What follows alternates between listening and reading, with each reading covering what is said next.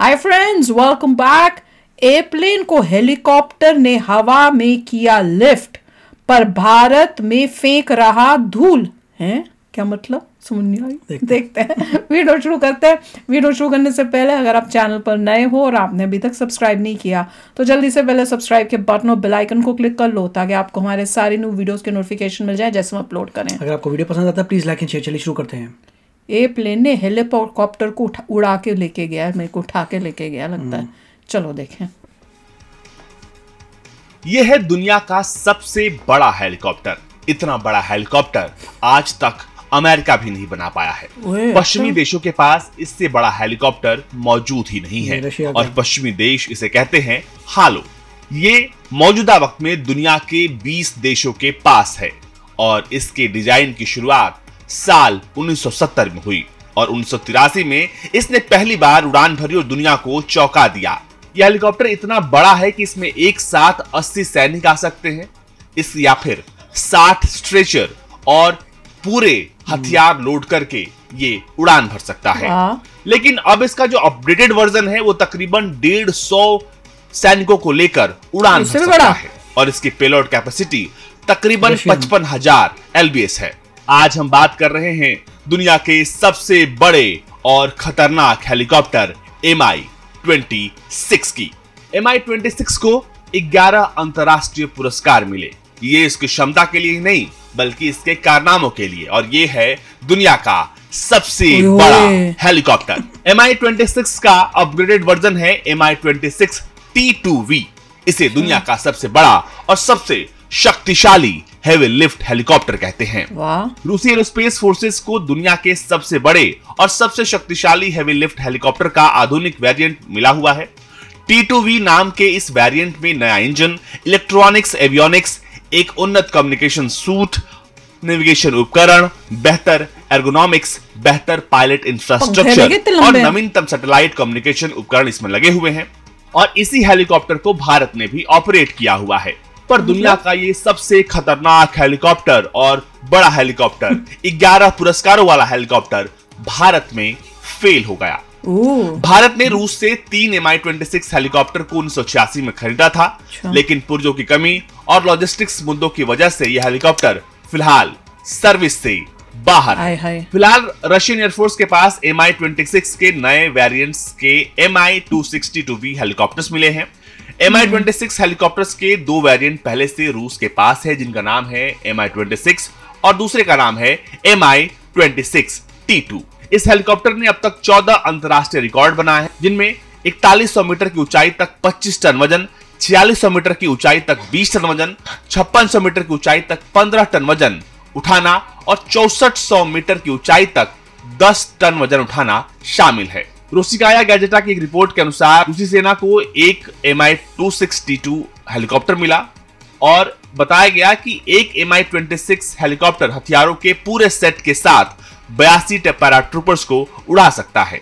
T2 variant बहुत खास है। इसमें भी एक खास ग्लास कॉकपिट है जिसमें 5 multifunctional colourful LCD control panel, electromechanical उपकरण और एक अधिक आधुनिक डिजिटल कम्युनिकेशन सूट मौजूद है। और इसे उड़ाने के लिए एक नहीं, 2 नहीं बल्कि 3 लोगों की जरूरत पड़ती है। अब Mi-26 T2V की बात करें तो इसमें और अधिक एडवांस्ड एवियोनिक्स सिस्टम लगा हुआ है। इसमें नया नेविगेशन सिस्टम लगा है जो इसे ऑटो पायलट मोड पर उड़ने की इजाजत देता है। इसके अलावा Mi-262V को Vitebsk airborne defence complex, night vision goggles और नई गर्मी को सोखने वाली सीटें भी इसमें लगाई गई हैं। Mi-26 T2V हेलीकॉप्टर को एंटी एयरक्राफ्ट मिसाइलों से बचने का भी एक बेहतरीन इसके लिए उपाय किया गया है। इसमें विटवेस्क 25 इलेक्ट्रॉनिक्स वॉरफेयर सिस्टम लगाया गया है। Mi-26 T2V पीछे से दागे जाने वाले मिसाइलों से नहीं बल्कि heat seeking man portable air defence को भी जैम कर सकता है और भटका सकता है। यानी ये मैं तो नहीं Mi-26 हेलीकॉप्टर्स का संचालन चंडीगढ़ में भारतीय वायुसेना के 126 हेलीकॉप्टर यूनिट करती थी और ये हेलीकॉप्टर अब इसी यूनिट के बेस पर मेंटेनेंस और पार्ट्स की कमी की वजह से धूल फांक रहे हैं। भारत ने आखिरी बार इन हेलीकॉप्टर्स का इस्तेमाल साल 2014 में कश्मीर बाढ़ के दौरान किया था, लेकिन तब के बाद ये हेलीकॉप्टर अब ऐसे रखे के रखे हैं। अब भारत रूस के Mi-26 की जगह पर अमेरिका के CH-47 चीनूक हेलीकॉप्टर्स का इस्तेमाल करती है। भले ही ये दुनिया का सबसे बेहतरीन हेलीकॉप्टर हो, लेकिन भारत के पास जो एक्सपीरियंस इस हेलीकॉप्टर को लेकर है वो अच्छा नहीं है। उम्मीद है आगे आने वाले वक्त में भारत जब इस हेलीकॉप्टर का इस्तेमाल करेगा तो जाहिर तौर पर दुनिया देखेगी कि भारत का अनुभव कैसा रहा। ब्यूरो रिपोर्ट, भारत तक। इतने महंगे बड़े हेलीकॉप्टर लिए और वो ऐसी कंडम होके पड़े हुए हैं क्योंकि उनके पार्ट्स पूछ में प्रॉब्लम हो रही है। रशिया को बोलना चाहिए कि भैया पार्ट्स भेजो, इतने महंगे लिए तो तुमने किया क्या यार। पहले मुझे लगता है रेंट पे लेना चाहिए कि रेंट पे लेंगे, चला के देखेंगे और अगर हमें अच्छा लगा तब ऑर्डर करेंगे, क्योंकि लगता है कि हमने ऑर्डर कर दिया था और उन्हें आज तक चलाए नहीं थे। क्या पता, लास्ट 2014 में चले हैं। हाँ वही, मतलब नॉर्मल ये था कि जब ऑर्डर गया होगा तब उन्होंने देखा होगा, देखो ये हमारे पास इस टाइप के, रशिया ने बोला होगा इस टाइप के हेलीकॉप्टर हैं, बहुत ही मोटे हैं, वर्ल्ड में सबसे बड़े हैं, इतने अवार्ड जीते हैं, जैसे इन्होंने बताया सारी अच्छी बातें, और आप ले लीजिए। तो इंडिया ने ऑर्डर दे दिया होगा 3 का, फिर 3 थोड़े बहुत यूज़ हुए, इंडिया को ज़्यादा अच्छे नहीं लगे और फिर मेंटेनेंस की प्रॉब्लम आ गई तो ठप हो गए। ये थोड़ी को होता है भैया, इतने मेरे को समझ नहीं आया कि मेंटेनेंस नहीं हो रहा तो रशिया को बोलते हैं कि पार्ट्स दे दो। अब वो पार्ट्स अगर बनाना ही बंद कर दिया उन्होंने तो ये तो घपला हो जाता है। तो बहुत है, तूने कहा ये वापस ले लो और हमें उसमें से कुछ % जो पैसा वापस दे दो। फिर पंगे तो हैं। और दूसरा ये मैं तो ये कहूंगा, तभी तो कह रहा अमेरिका से, मगर वो ये भी कहा था कि इंडिया को वो अच्छे नहीं लगे। तो वो ये है कि जब हमने यूज करने शुरू किए होंगे तो दिक्कतें आई होंगी उसको यूज करने में, और उसी का हाई मेंटेनेंस होंगी। उसी का बेस्ट तरीका ये है कि रेंट पे लीजिए।